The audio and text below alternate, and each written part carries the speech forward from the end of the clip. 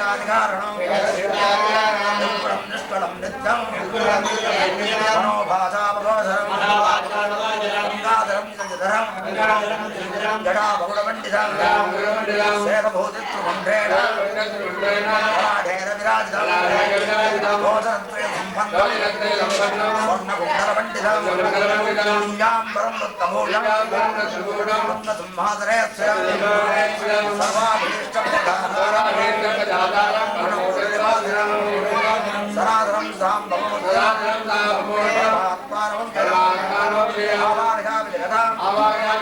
ईश्वरं परमेश्वरं भावान्येकं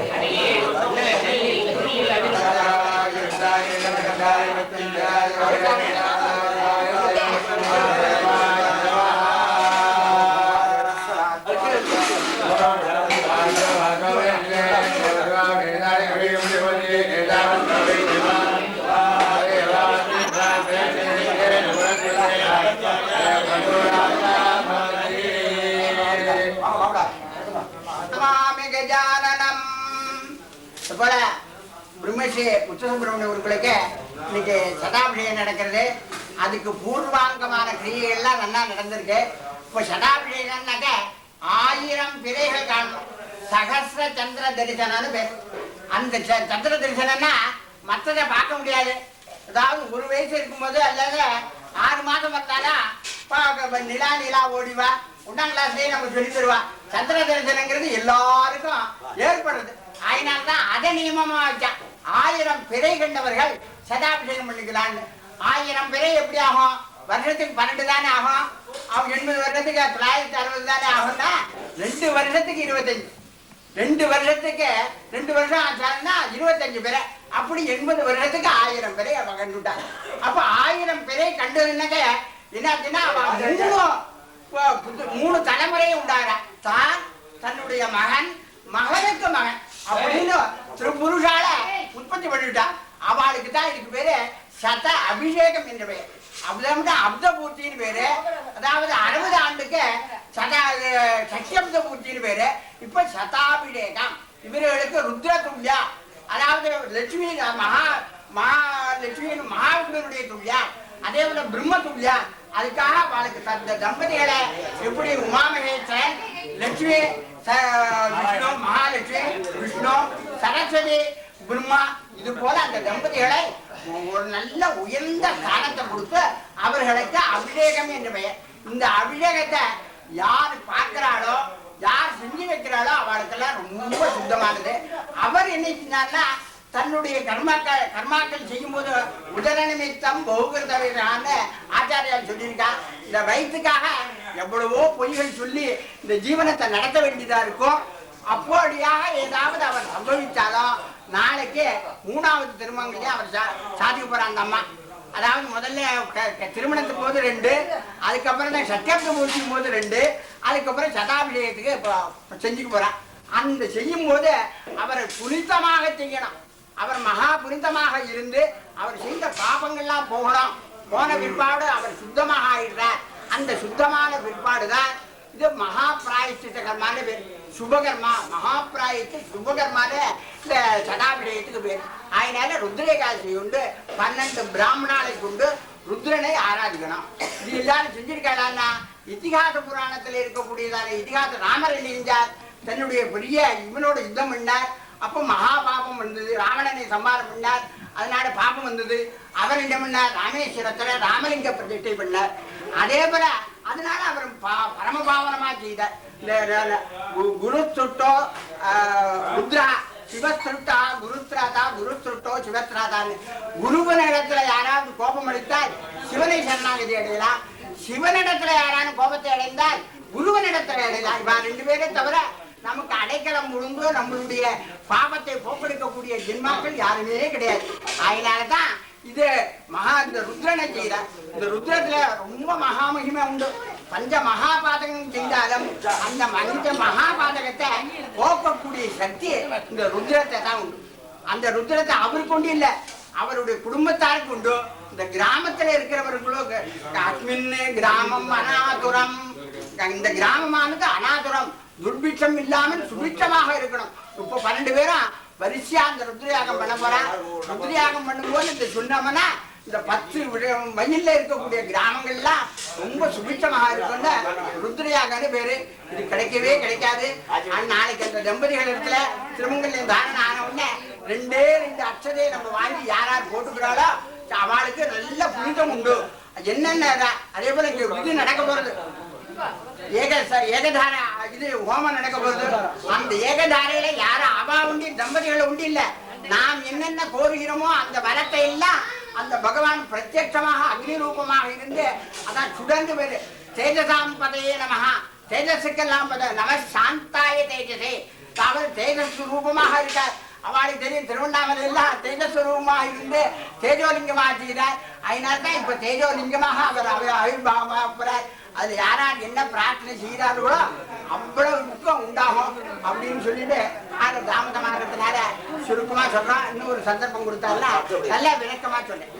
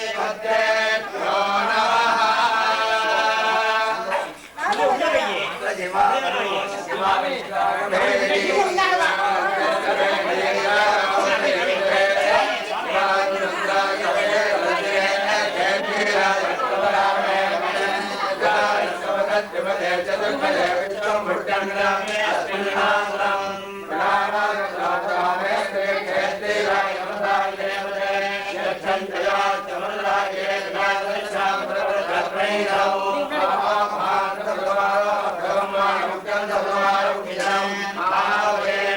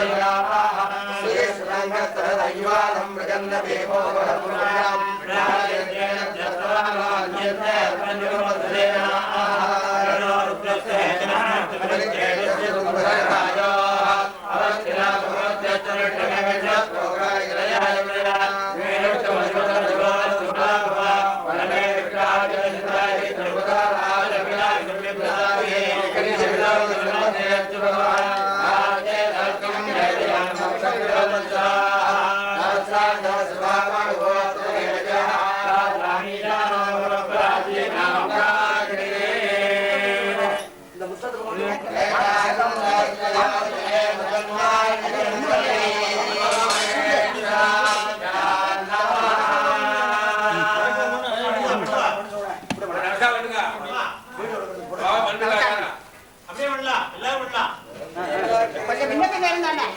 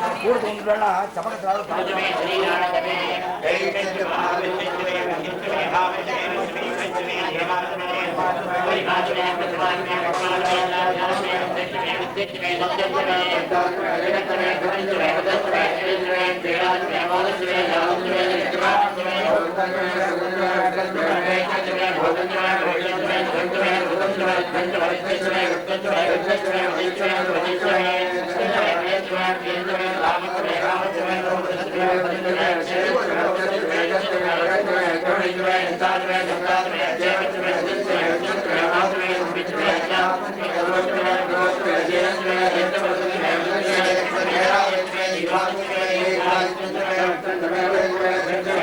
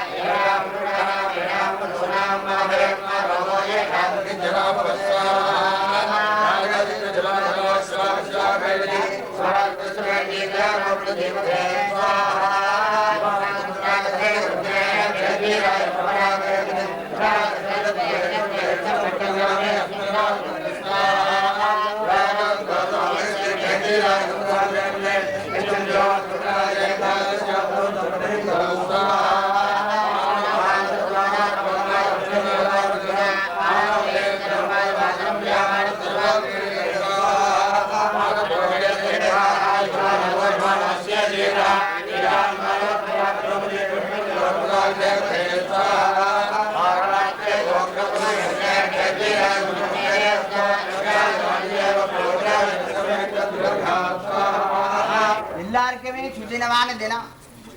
அதாவது ஏன்னா சிவருத்ரத்துல கலந்துட்டவா, சிவ யாகத்தை தரிசனம் பண்ணவாளுக்கெல்லாம் மகா புண்ணியம். அதுல சதாபிஷேகம் பண்ணின தம்பதிகளை, ஆதி தம்பதிகளை பார்த்தா ரொம்ப புண்ணியம். இந்த ஆதி தம்பதிகளுக்கு பல பேர் பல தினசாக சொல்ற.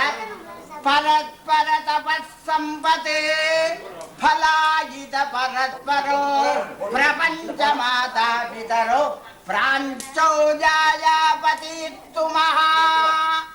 ஆதி தம்பதிகளை வர்ணிக்கும் பொழுது பார்வதி தபஸ் பண்ணாள், பஞ்சாக்னி தபஸ் பண்ணாளா. ஹிமலய மலையில பஞ்சாக்னி தபஸ் பண்ணும் போது ரொம்ப கடுமையாக தபஸ் பண்ணினா. அப்போ எல்லாம் தேவர்கள்லாம் வரா. தேவர்கள்லாம் கேட்கிறா, பார்வதியே நீ ஏன் தபஸ் பண்ற? ஹிமவானுடைய புத்திரி மகள் நீ. ஹிமய மலையில இல்லாததே கிடையாது. சத்த எல்லா வசுக்களும், அஷ்ட வசுக்களும் இருக்கு. அப்படி இருக்கும்போது நீ ஏன் தபஸ் பண்ண அப்படின்னார். அப்ப அவ தபஸ் பண்ணும்போது மகரிஷி எல்லாம் அவர்களுக்கு அந்த பார்வதி என்கிறதான 16 வயசு நிரம்பார்ந்தான அந்த பெண்ணுக்கு நமஸ்காரம் பண்ணலாம். என்ன நவயா தேஜசாமி நவய சமீட்சதே.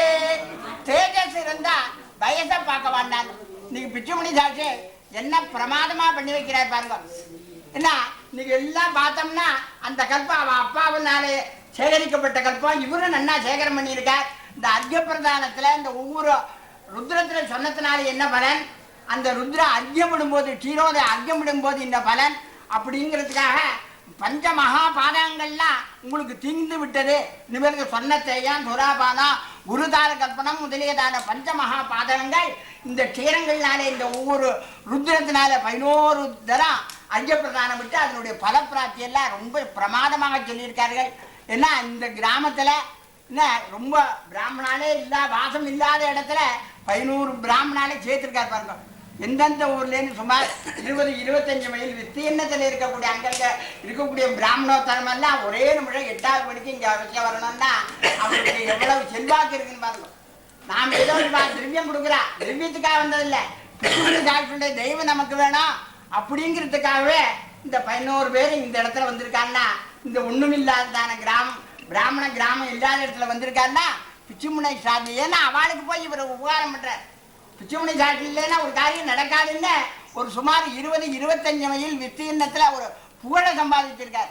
அந்த புகழுக்கு என்னுடைய கட்டுப்பட்டு தான், திரவியத்துக்கும் கட்டுப்பட்டு தான் அவளெல்லாம் இங்க வந்திருக்கா. என்ன எல்லாரும் நவரத்னங்கள் ஒவ்வொருத்தரும் சாமானியம் கிடையாது. எல்லாம் கும்பகோணம் தான். கும்பகோணம்னா எப்பேற்பட்டதான ஸ்தலம், அந்த ஸ்தல வாசமே போறோம் நமக்கு. அதாவது காவேரி தீரத்துல எல்லாம் காவேரி தீரத்துல வசிக்கிறார்.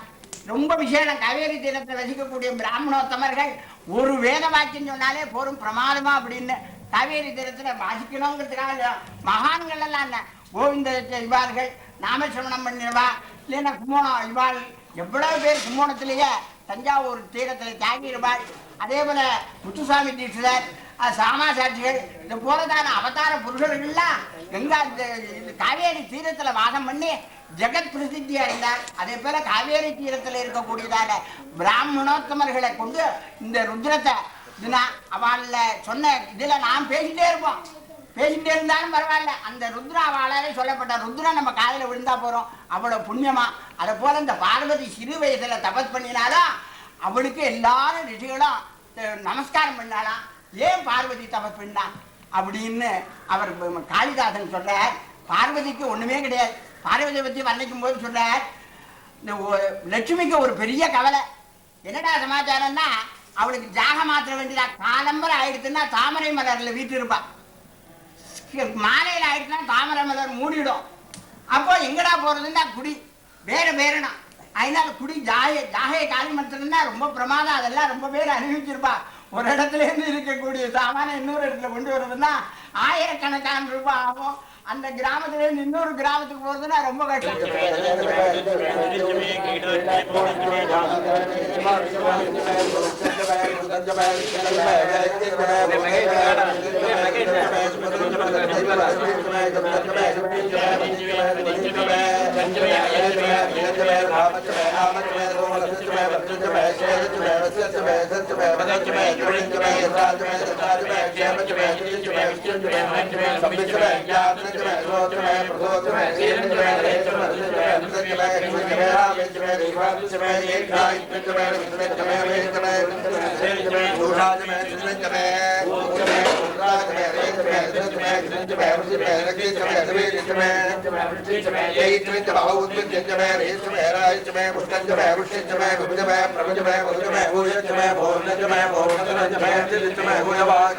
Jai